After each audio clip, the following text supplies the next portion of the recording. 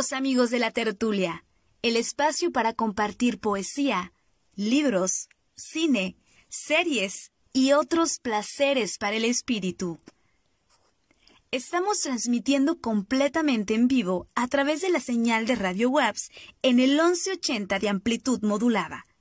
También nos puedes escuchar a través del Mix LR, donde nos encuentras como Radio WAPS.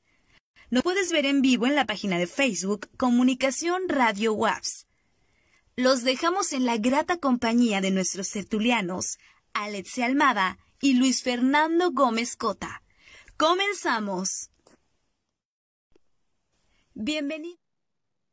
Hola, ¿qué tal? Muy buenas tardes. ¿Cómo están? Ya es martes 8 de junio de 2020. Ayer fue Día de la Libertad de Expresión, así que pues un apunte, un concepto bastante importante para el desarrollo de las sociedades democráticas, ¿no?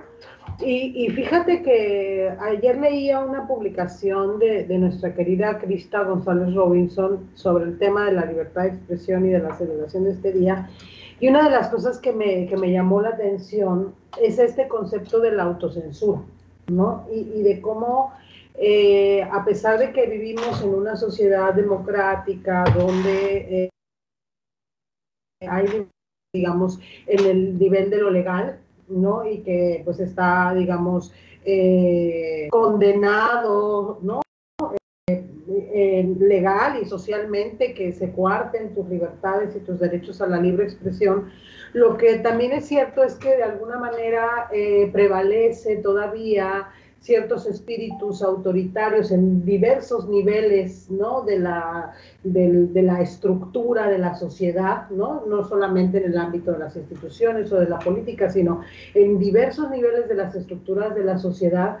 Existen estos rigores, ¿no? En los que la libre expresión tiene sus límites, ¿no? Y claro, entre otras cosas, la libre expresión tiene los límites de la transgresión, de la falta de respeto, pero también se habla porque pues también está toda la historia de periodistas, personas, no pude evitar pensar en Federico García Lorca, ¿no? Y en esos personajes que de alguna manera exponen incluso la vida, la integridad en aras de la libre expresión de sus ideas. Pero este tema de la autocensura me llama mucho la atención porque es un ejercicio, hay quienes dicen que la autocensura es la peor de las censuras, ¿no? En donde tú mismo te callas, te depilas tu discurso para no afectar relaciones familiares, sociales, políticas, económicas incluso, y un tipo de censura, como decíamos, no por el hecho de que decir lo que piensas pueda lastimar a otras personas, sino esta otra parte en la que es una cuestión meramente de no expresar lo que piensas porque eso puede afectar. Y que por otra parte la expresión no es nada más las cosas que dices, sino la persona que eres, cómo te vistes, cómo caminas, cómo vas, cómo vienes, ¿no? Todo ese ser integral que tú eres, que va manifestándose por la vida y sobre todo pues que va siendo y sucediendo en los procesos de socialización, ¿no? Pues obviamente que ahí es muy fuerte porque tienes que ir cuidando, digamos, de lo que dices o de cómo te manifiestas, so pena de sufrir, pues, cierto tipo de rechazo social, cierto tipo de exclusión, ya sea laboral, entre amigos, etcétera. Entonces, es un tema potente, ¿no? Es un tema potente porque también, hay que decirlo todo, está la parte en la que hasta dónde llegan nuestras capacidades no nuestras capacidades, nuestras facultades, nuestras posibilidades de decir lo que se nos da la gana sin tener miramientos. Entonces, no sé usted qué opine, pero yo creo que es un tema ahí bastante delicado, muy fino, ¿no? Que lo que se legisla, lo que se habla, lo que se dice a instancias de eso, es un tejido muy fino que las sociedades contemporáneas todavía están tratando de tejer. Pero hoy toca cuento. Así es, precisamente vamos hablando más de lo que es la comunicación efectiva, ¿no? A veces nos olvidamos de que esto es parte también de la educación que recibimos y a nuestros hijos no les damos oportunidad de opinar y darles la seriedad que se merece a su opinión y su tiempo y su concentración, vaya, que se debe. Entonces, pues, probablemente estemos educando a que no se opine, ¿no? A que tú, ¿por qué vas a opinar en cosas que ni sabes, ¿no? Entonces, bueno, me estaba fijando hace poco que hay muchachos que no quieren participar en opiniones o en movimientos sociales, porque pues ellos, ¿qué? ¿No? Ellos, andan en la calle con sus refrescos en la mano, apenas lo que les alcanza a salir el día apenas sobreviven, ¿no? Entonces no creen en nadie porque tampoco es que les haya ido muy bien, pues, ¿no? Claro. Entonces, bueno, ¿hasta dónde la libertad realmente para expresarse cuando no se tiene la confianza en la gente, ¿no?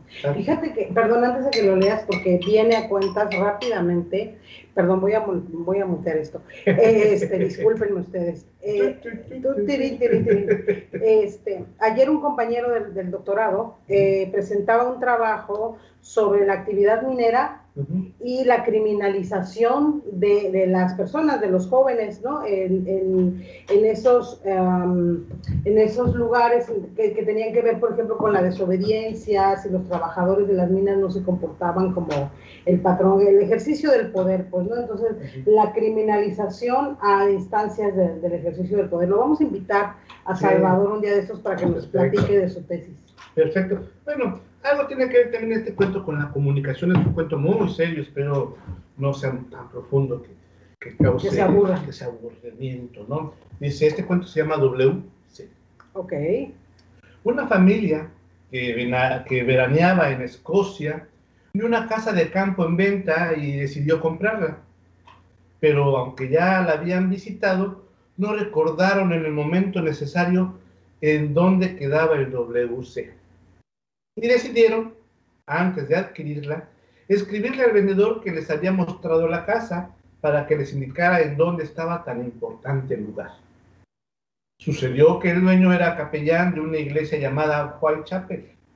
Cuando encontró la nota dejada en su casa, supuso que le preguntaban por la ubicación de la capilla, cuyo nombre también se abrevia W.C., y contestó así: tengo el agrado de informarles que el lugar a que ustedes se refieren se encuentra a solo 12 kilómetros de la casa. Comprendo que esto es molesto para algunos, sobre todo si se tiene la costumbre de ir con frecuencia. Sin embargo, hay personas que, para evitarse dificultades, llevan su comida y así pueden permanecer en el citado lugar varias horas. Muchas personas van en su coche, otras gustan de ir a pie, pero hasta ahora todas han llegado en el momento oportuno. El sitio es amplio, tiene lugar para 100 personas que están sentadas cómodamente y otras 100 de pie. Los asientos están forrados con terciopelo púrpura. Hay aire acondicionado para evitar asfixias. Pero, a pesar de todas esas facilidades, se recomienda llegar temprano para encontrar lugar y evitar aglomeraciones. Mi mujer, por no hacerlo así, tuvo que soportar todo el acto de pie y desde entonces no utiliza el servicio. Los niños de uno y otro sexo se sientan juntos y cantan a coro. A la entrada se les da papel. Aquel que no alcanza papel en la repartición puede utilizar el de su compañero. Sin embargo, al salir deben de devolverlo para seguir repartiéndolo durante el mes. Okay. Hay fotógrafos que toman instantáneas en diferentes poses las cuales se publican en las páginas sociales de los diarios de la región, a fin de conocer a toda la gente, incluyendo las más altas personalidades, en la realización de actos tan humanos. Todo lo que las personas dejan depositado allí sirve para darle de comer a los huerfanitos del hospicio. Por supuesto, la casa de campo no se vende. Pues ahí está, este es un texto, lo que dice una crítica implícita que hace Marshall McLuhan, donde pone en evidencia los defectos de la comunicación hablada y escrita. Bueno, que es el WC, exactamente. Pues ahí tiene usted esta cuestión. ¿Qué te parece si vamos con un poquito de efemérides? ¿Te gustaría? Perfecto. Vamos a darle un poco a las efemérides.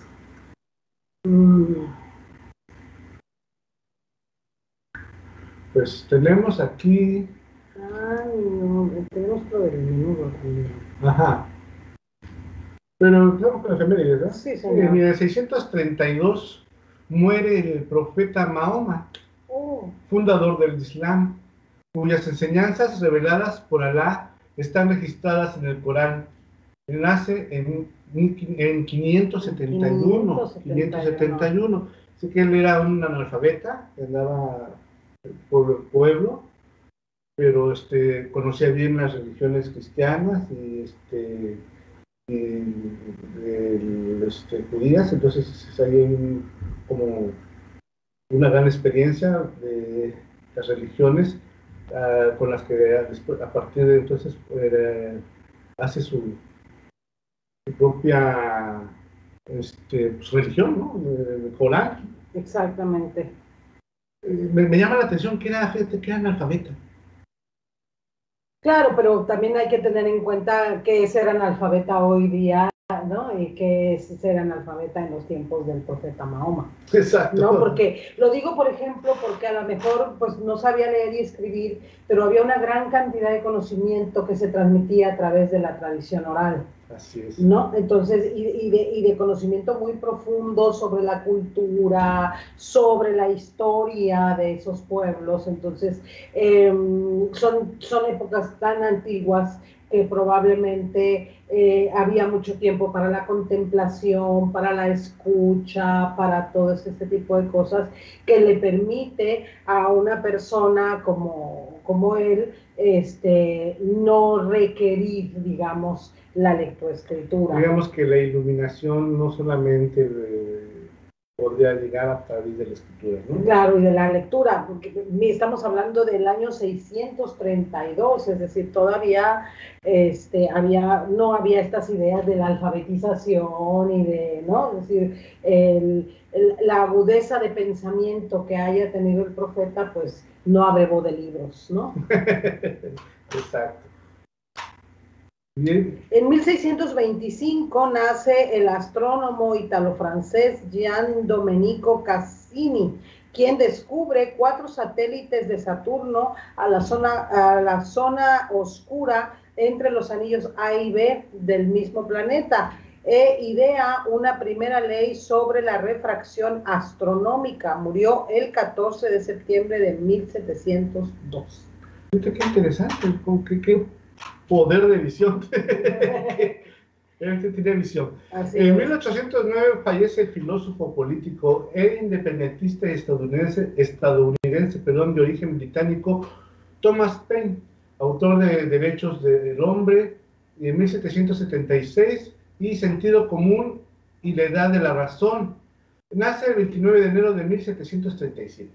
Mira, yo voy a tener que leer a este señor en algún momento. En 1810 nace el compositor alemán del periodo romántico Robert Schumann, cuya obra comprende 4 sinfonías y temas para piano como Fantasía en Do mayor y Mariposas, entre otras. Murió el 29 de julio de 1856.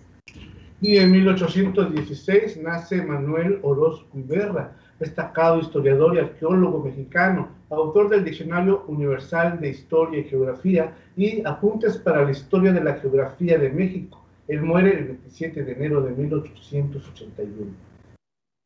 En 1867 nace el arquitecto estadounidense Frank Lloyd Wright, uno de los principales maestros de la arquitectura del siglo XX. Entre sus obras destacan las llamadas Casas de la Pradera y Rascacielos Price Tower. Murió el 9 de abril de 1959.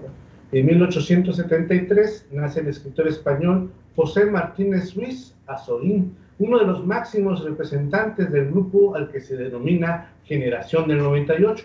Entre sus obras, figuran Notas sociales y La ruta de Don Quijote, Lo invisible y El escritor. Muere el 2 de marzo de 1967. En 1876 muere la novelista francesa Amandine Aurore Lucia Dupin, mejor conocida como George Sand, baronesa de Dudevant, prolífica escritora que refleja en sus obras la situación de las mujeres de su época. Escribe obras como Indiana y El Corpañón de la Vuelta de Francia, que se relaciona románticamente con Frédéric Chopin. Nació el 1 de julio de 1804. Y en 1894 nace el compositor checo Erwin Schulhoff, uno de los autores más versátiles, cuya obra Sinfonía número 6, Sinfonía de la Libertad, es considerada la obra musical más emblemática del Holocausto. Muere en un campo de concentración el 18 de agosto de 1942. En 1903 nace la poeta, novelista y dramaturga francesa Marguerite Yourcenar, que es reconocida por sus obras El Jardín de las Quimeras y Memorias de Adriano, entre otras. En 1947 obtiene la nacionalidad estadounidense y muere el 17 de diciembre de 1897. Pues estaría bien que nos regalaras un poema de Margarita Yourcenar, ¿no? Bueno, pues ya que insistes, yo no venía preparada, ¿no? El poema del yugo. Las mujeres de mi país llevan sobre los hombros un yugo. Su corazón pesado y lento oscila entre esos dos polos. A cada paso, dos grandes baldes de leche chocan uno con otro contra sus rodillas. El alma materna de las vacas, la espuma del pasto masticado, brotan en olas nauseosas dulces. Soy igual que la sirvienta de la granja. A lo largo del olor me avanzo de un paso firme.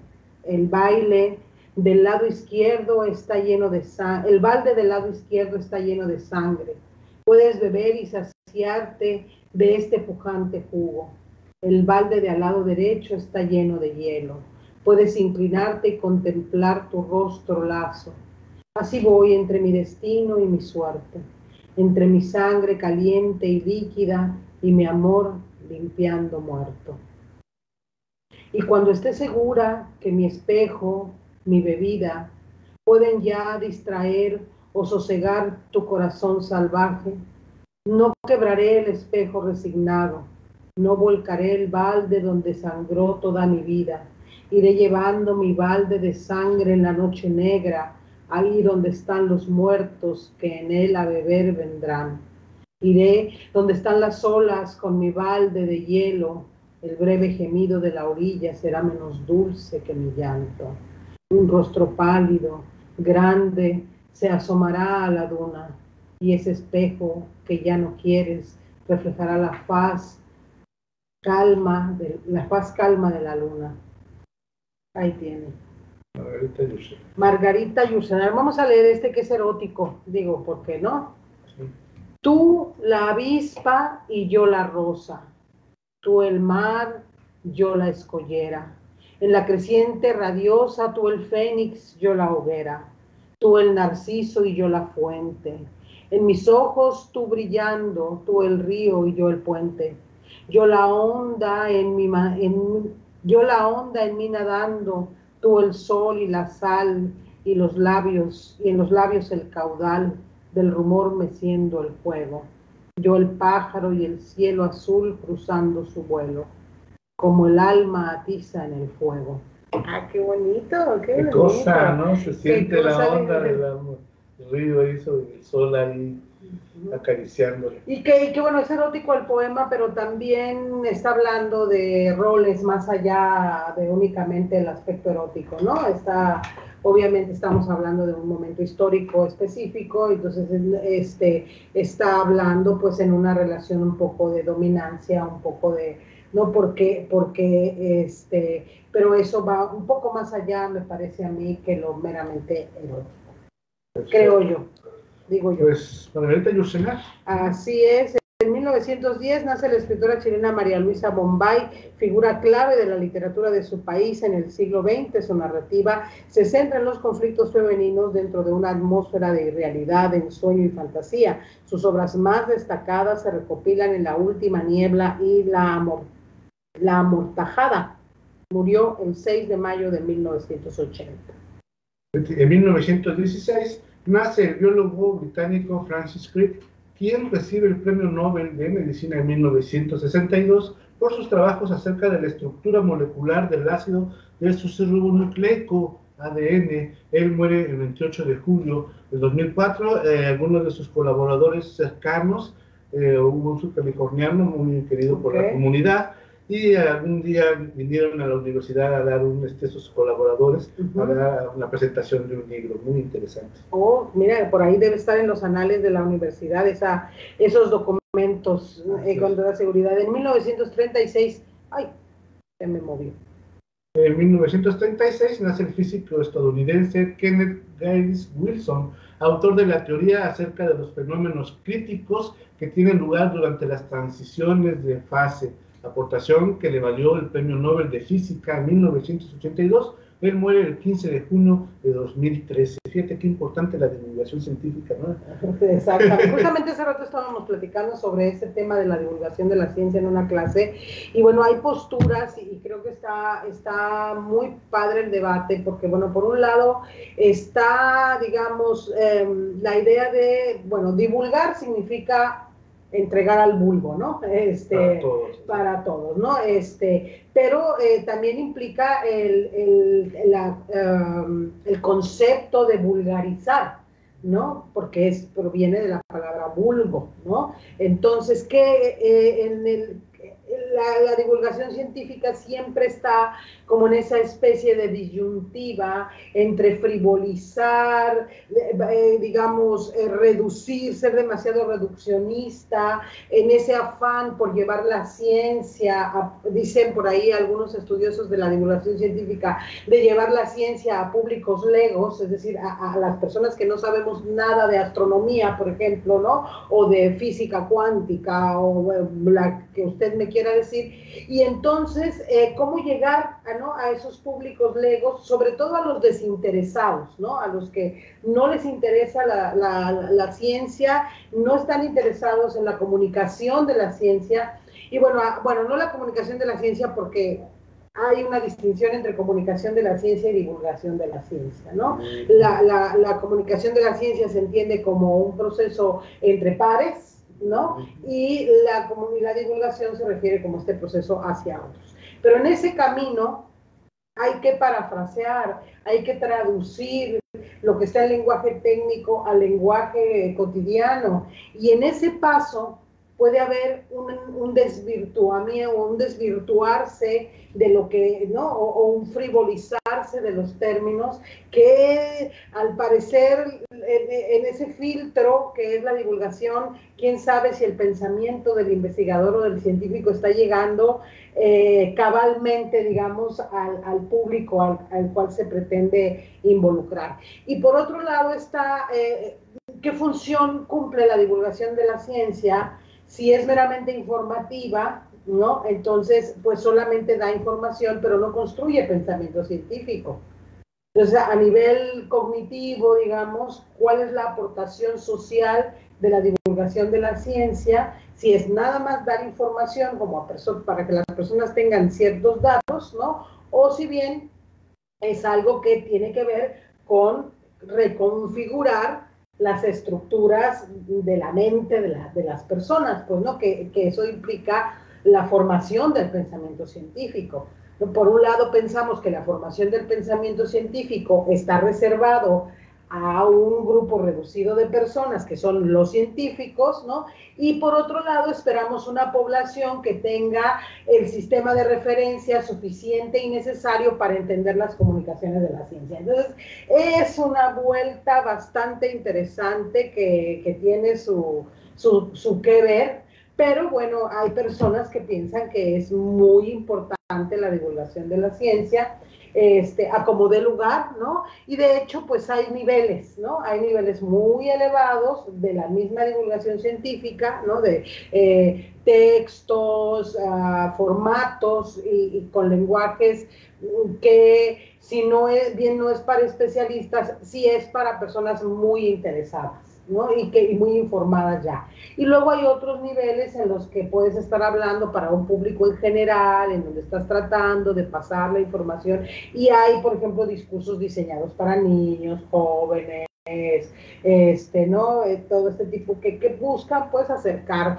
si no el pensamiento científico, sí el conocimiento científico. Y bueno, por ejemplo, cuando hay objetivos de concientizar o de concienciar, qué fea palabra, de crear conciencia, ¿no? De hacer determinadas cuestiones, hábitos y cultura en la población, como puede ser el tema del reciclado de la basura, por ejemplo, lo del cuidado del medio ambiente, que entonces se hacen cosas de divulgación científica destinadas específicamente a demostrar, por ejemplo, que los gases de efecto invernadero provocan el calentamiento o precipitan el calentamiento global, y entonces eso produce el caos ecológico, bla, bla, bla. Entonces se difunde ese conocimiento científico con el deseo o con el interés de crear conciencia en una población. No, pero crear conciencia en términos culturales y del comportamiento, pero no de construir pensamiento científico, que es otro cantar, otra vuelta, digamos, ¿no? Pero bueno, ya. Es que era la tarea. Como no pude presentar la tarea, pues la presento aquí. No se crea nada usted. Dice que en el año 2000, sí, o en 1998... Ajá. Sí, en 1998 muere la arqueóloga matemática alemana Maria Ricci, quien descifra las famosas líneas de Nazca en el desierto del Perú, considerada una de las científicas que más ha contribuido a la historia de la ciencia y la cultura. Nació el 15 de mayo de 1903. Bueno, pues qué interesante. O sea, ¿qué tal? Descifra las famosas líneas de Nazca. ¿Y qué van a decir? Habría que ir a ver qué pasó ahí. En el 2000 muere Manuel Espinosa Iglesias, uno de los empresarios y banqueros más influyentes del siglo XX en México. También fue filántropo, y coleccionista de arte. Nace en Puebla el 9 de mayo de 1909. En 2004, por primera vez en 122 años, se observa desde diversos países de Europa, Asia y África el paso del planeta Venus frente al disco del Sol. ¡Órale! Muere el filósofo mexicano Leopoldo Sea en 2004, profesor emérito y doctor honoris causa de la UNAM. Entre su vasta obra figuran libros como El positivismo en México, Nacimiento, Apogeo y Decadencia, y La filosofía como compromiso de liberación. Nace el 30 de junio de 1912. Fíjate que el primer libro que yo compré cuando entré a estudiar humanidades fue La introducción a la filosofía de Leopoldo Sea. Sí, fue así como que nos pidieron de cajón, ¿no? Sí. En 2004 también el escritor español José Manuel Caballero Bonald es galardonado en su país con el premio Reina Sofía de Poesía Iberoamericana por la claridad y el rigor de su obra poética. Nació el 11 de noviembre de 1926. Y en 2007 muere el dramaturgo español José Martín Recuerda.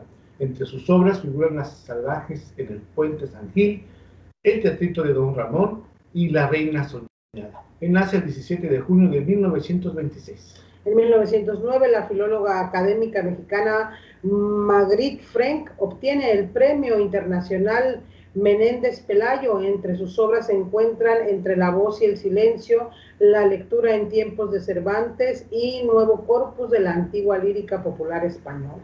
¡Órale! En 2010, el poeta peruano Antonio Cisneros es galardonado con el Premio Iberoamericano de Poesía Pablo Neruda, una de las más altas distinciones que otorga el gobierno chileno. Así es, en 2016 el triatleta Javier Gómez Noya gana el premio Princesa de Asturias de los Deportes, hasta entonces único triatleta con 5 títulos mundiales. Órale. Fíjate que en 2017 el poeta y ensayista polaco Adam Zagajewski es condecorado con el premio Princesa de Asturias. Entre sus obras figuran Caliente y Frío, Carnicerías, Trazo y Letra, Oda a la Pluralidad.